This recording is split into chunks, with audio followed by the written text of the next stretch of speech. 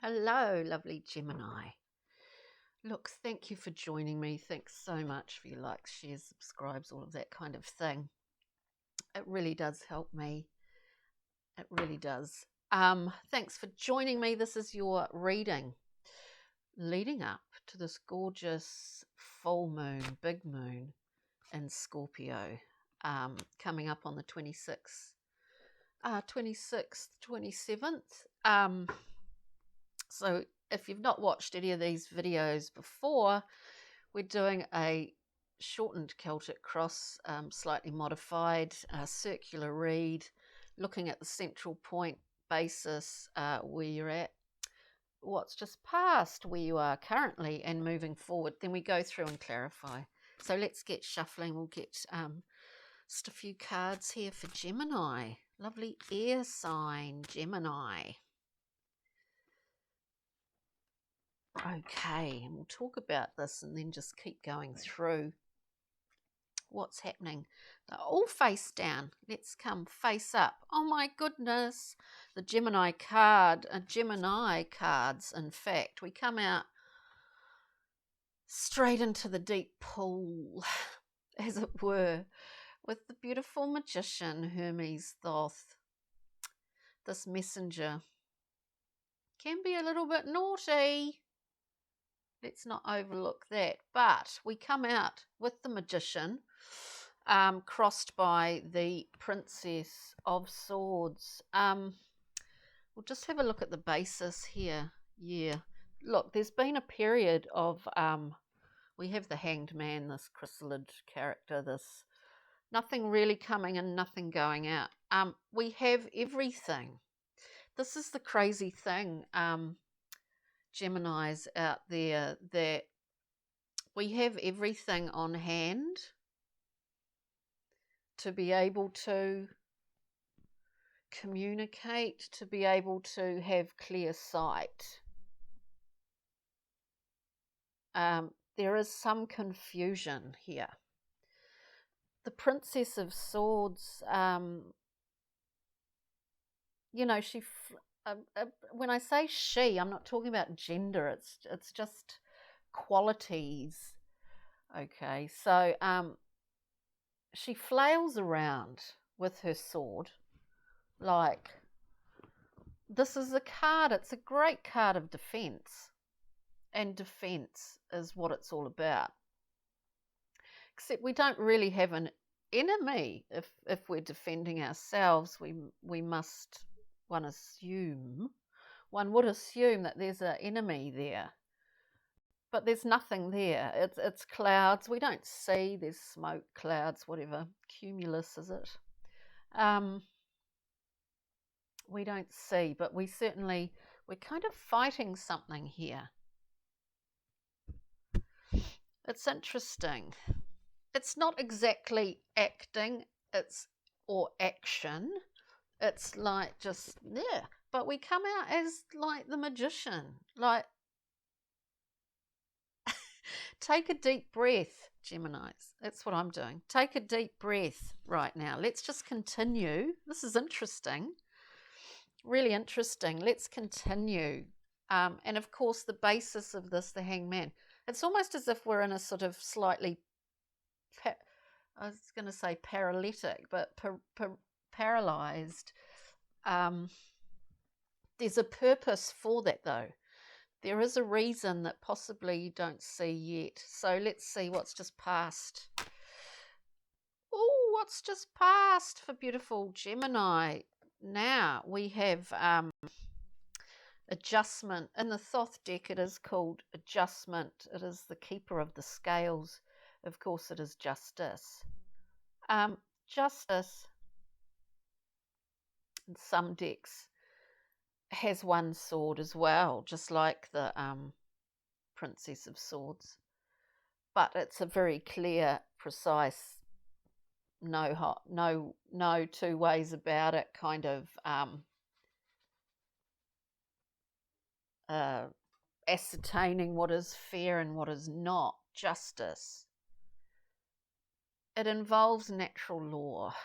Natural law is not concerned with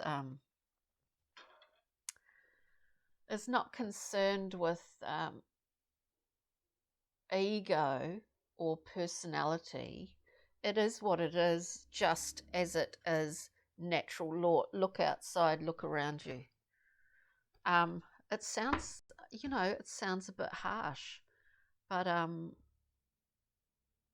when you come out with the magician,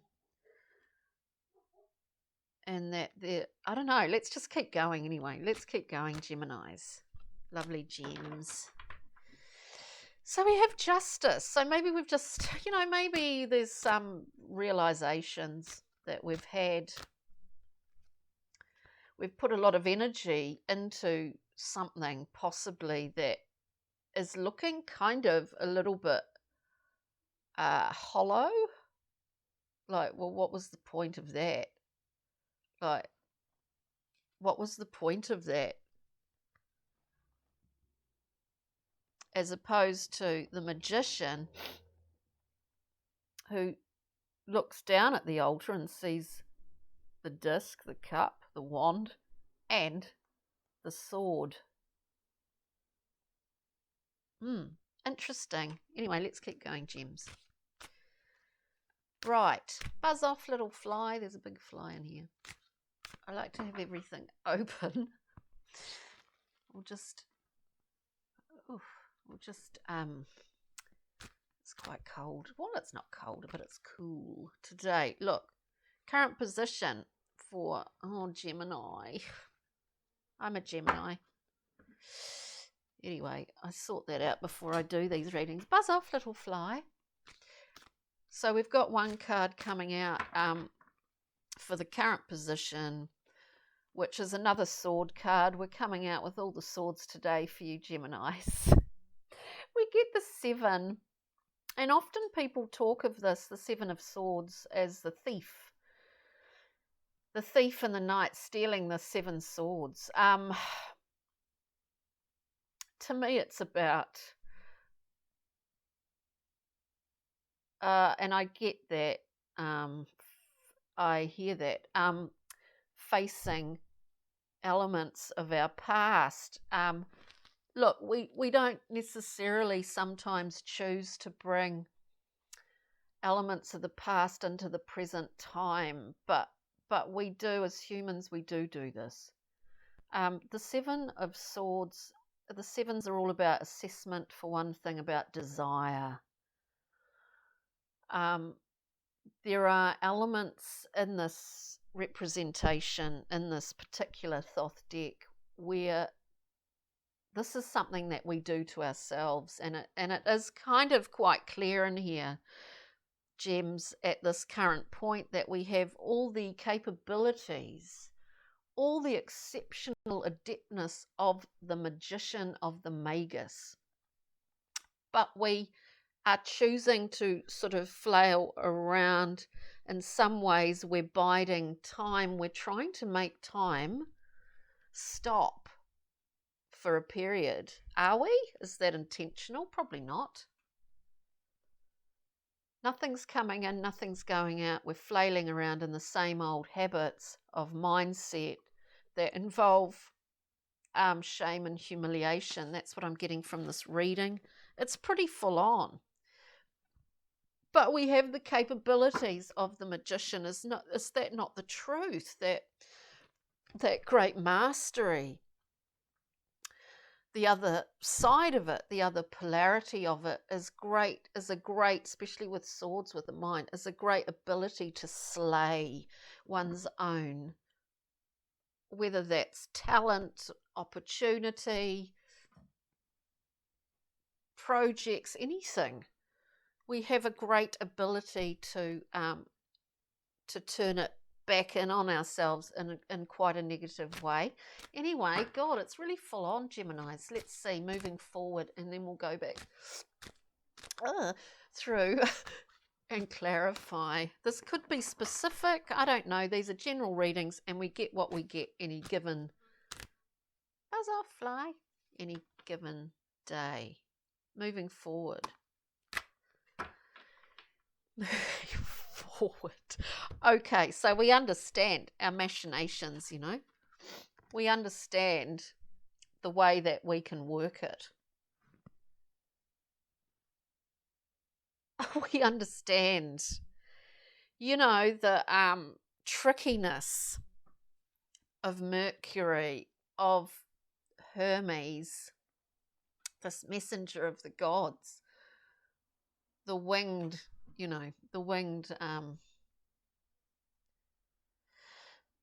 heels. Moving forward, this is starting to look better and better, gems, I'm pleased to say. Moving forward, don't get hung up on time here. This is a sort of circular reading, and time doesn't start from A and ends at Z, I guess. So moving forward, get this gift. It's like the Ace of Cups. It's like emotional bounty at its most euphoric, expansive, its most perfect form. And yet when I say form, it is us. It is us, dear gems. We are the ones that give this form. So it comes to us as a gift. Are we carrying it? Are we actually, we know we are we carrying this? When we embody this magician, what we are embodying, which is pretty scary stuff, is this incredible ability to love, to express love in all forms. There are many forms of it. We carry this with us as Hermes, as the messenger from the heavens, from the stars down to the earth. We can shape it into form. Is that what we're just oh God, I don't know, there's so many, I don't know, so many things, so many options, so many whatevers. We have the ability to do this. That is what our job is here. With it, I mean, this is pretty amazing. With it, we get this, the ace. We get the ace, creativity, life force in its most purest form. These two gifts, of which they are gifts, opportunities, are here for us to bring through. They reside within us anyway. But we have these, at times, these openings, these opportunities, these doorways open. This is where we must embody the Magus, the magician. We can trust ourselves. I think the thing here is actually remembering past imbalances, situation, circumstance, choice, and thinking, well, holy moly, I'm just going to screw this one up. No, you're not. No, you're not. It's just amazing.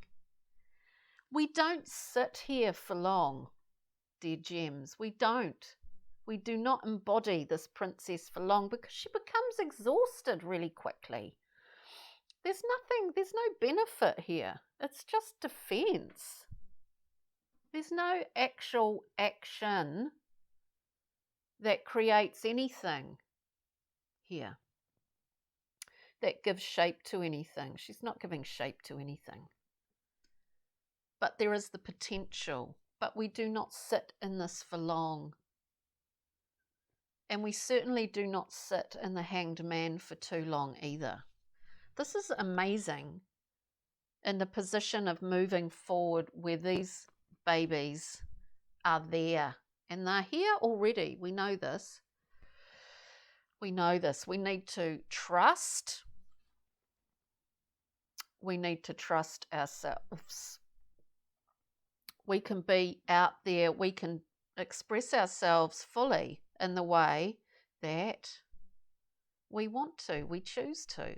We know we have the ability to.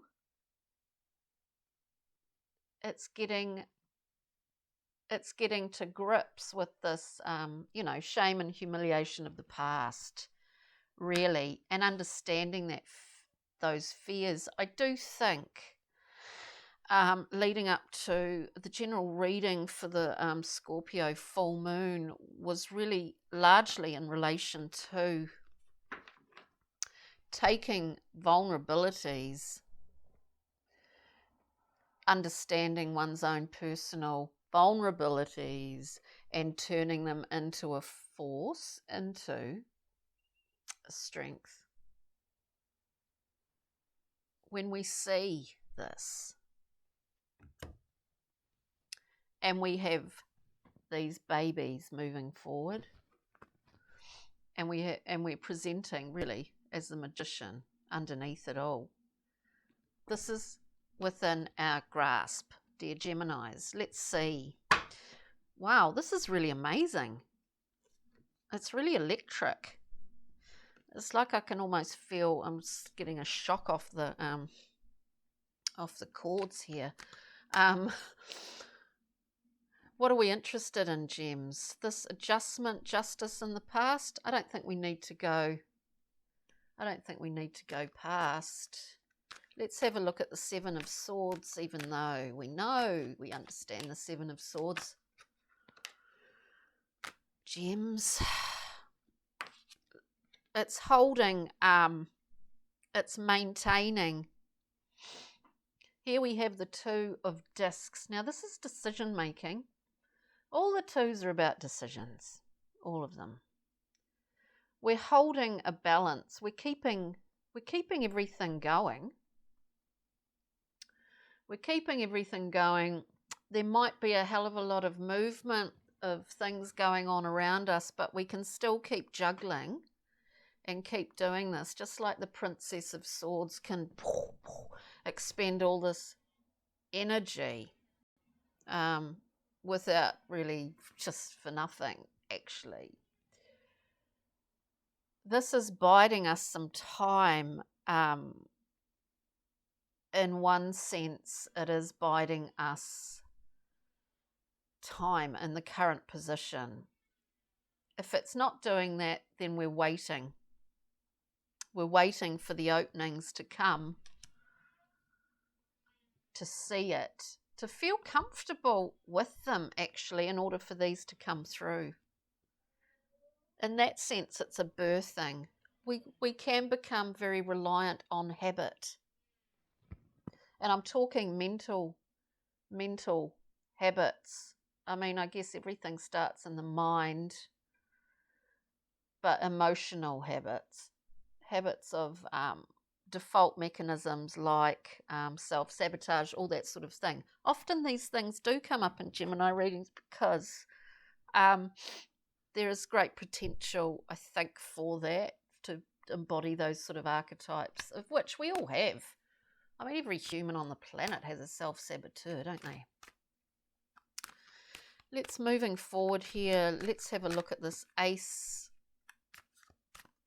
Actually, no.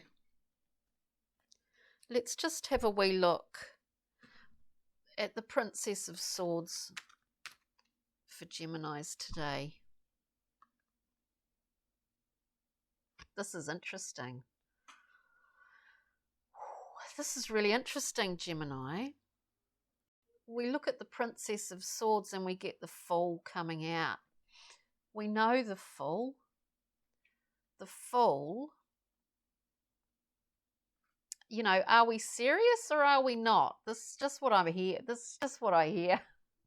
Are we serious or are we not? You know, the Princess of Swords flailing around, right? I mean, the Fool is completely unencumbered. There is no baggage here. It's all sort of been dealt with. It's all been dealt with in the earlier spin of the wheel, you know. In the earlier version of the universe, the World card and the Wheel of Fortune. It's all been dealt with there. So we set off anew. This is beautiful. Can we be more precise? Is the Princess of Swords flailing around up there in the clouds she can't see? No, we're trying. This is the thing. We're getting there, to this point. We're getting to that point. Because the magician's desires really are too forceful and strong. They go beyond. They're going beyond just the material world around us. They're directly relating to pulling down. You talk of, drawing down the moon. I mean, pulling, I'm not saying that, but we're drawing in what we require. And this can be about anything, and it's not totally self-centric either. It's what we require for ourselves, first and foremost, for the benefit of others, is what I'm getting here. It's really amazing. So if we're moving forward, now we look, dear gems, at the Ace of Cups. It's just a divine gift here. An opportunity.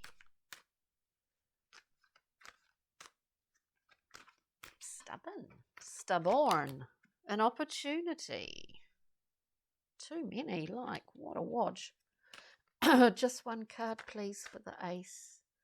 It is a divine gift.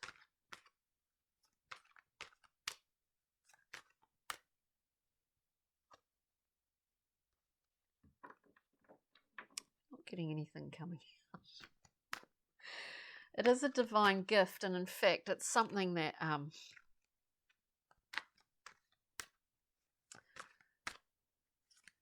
it would indicate that it's new, but the thing is that we see this presented in our world around us anyway. When we look, there's always love out there, even if it's between yourself and a tree or a bird or your animals or anything. It's love.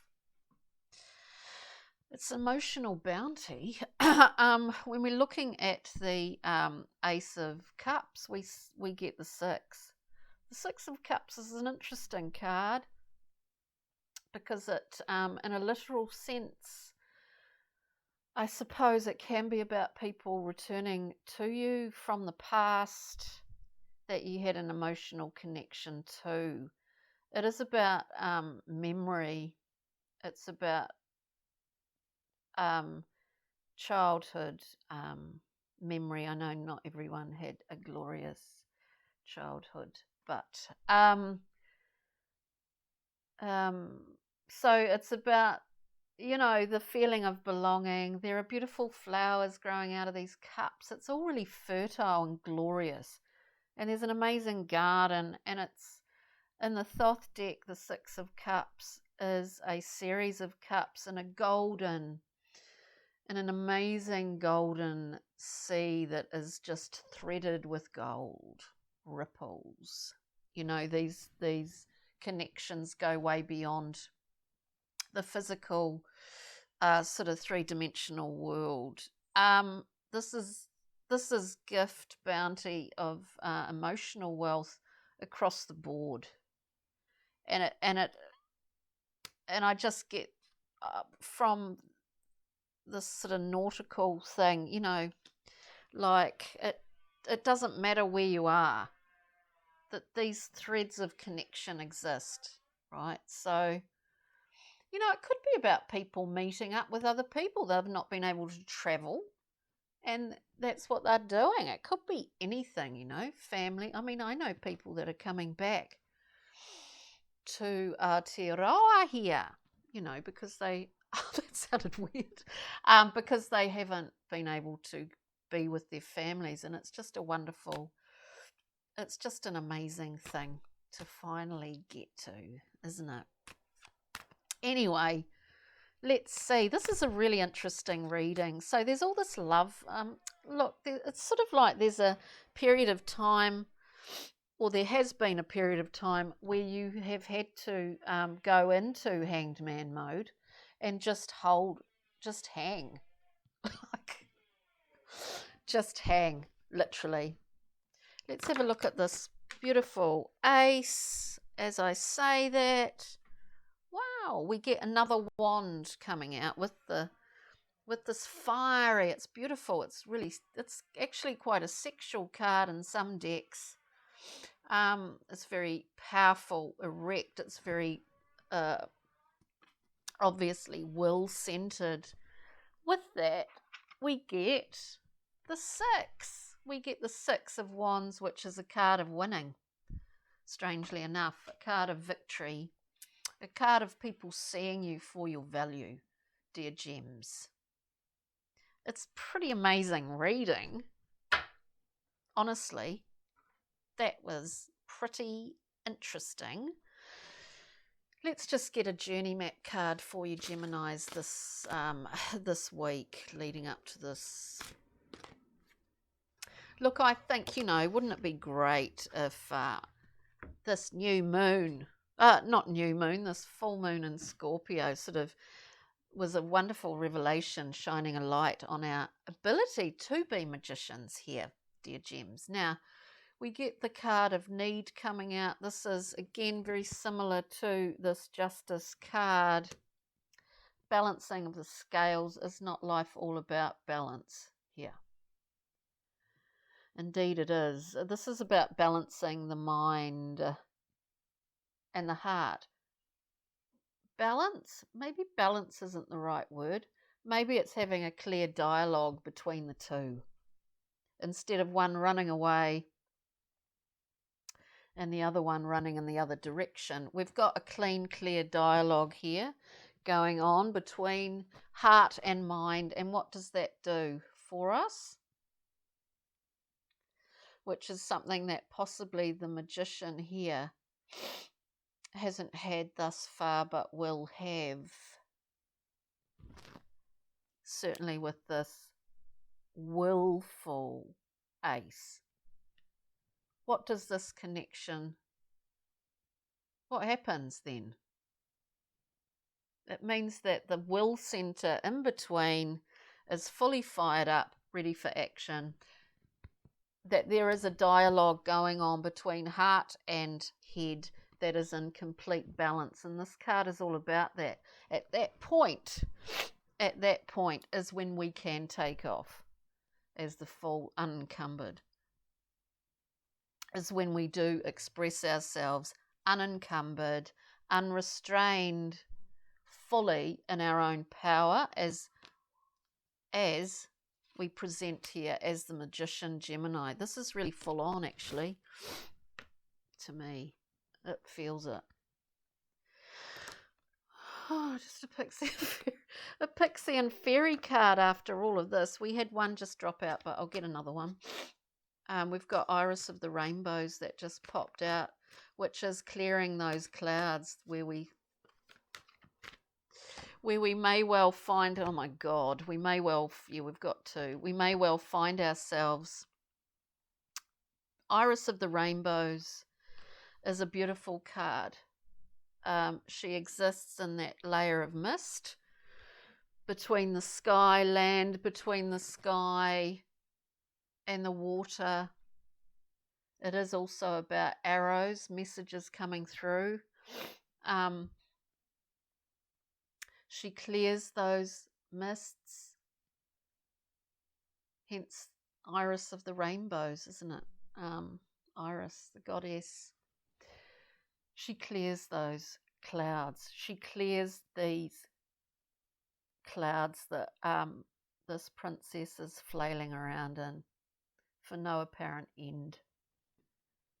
And what happens when this happens?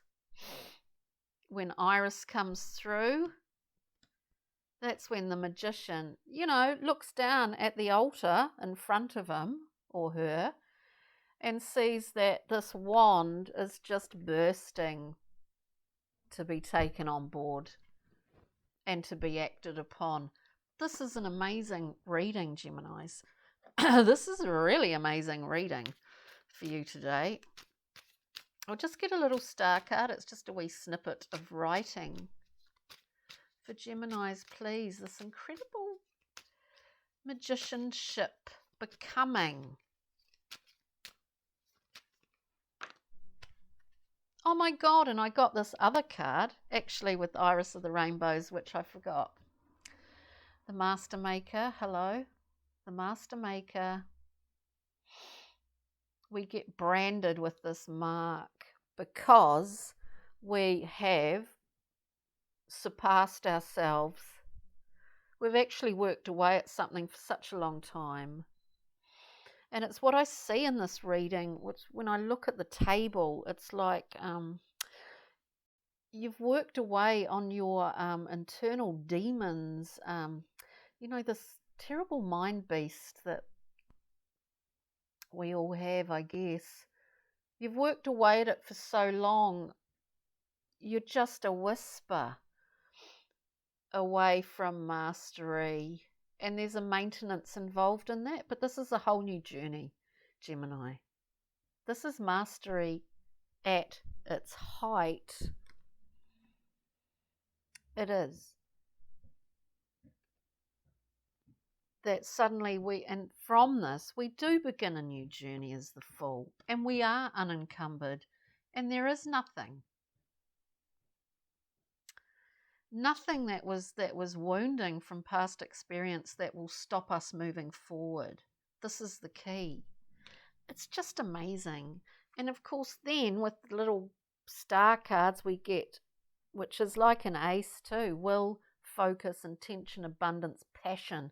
And it is like the Ace of Wands, this gift of creativity, passion, will. It's amazing. Gemini, thank you. Thank you so much for joining me. I hope you enjoyed this reading. It may or may not resonate. That's just the way it is. Oh, thanks so much for joining me. This is amazing. This is so incredible. I hope you enjoyed it. Take good care and enjoy this beautiful full moon in Scorpio, dear Geminis. Thank you. Cheerio. We'll see you next time. Toodle.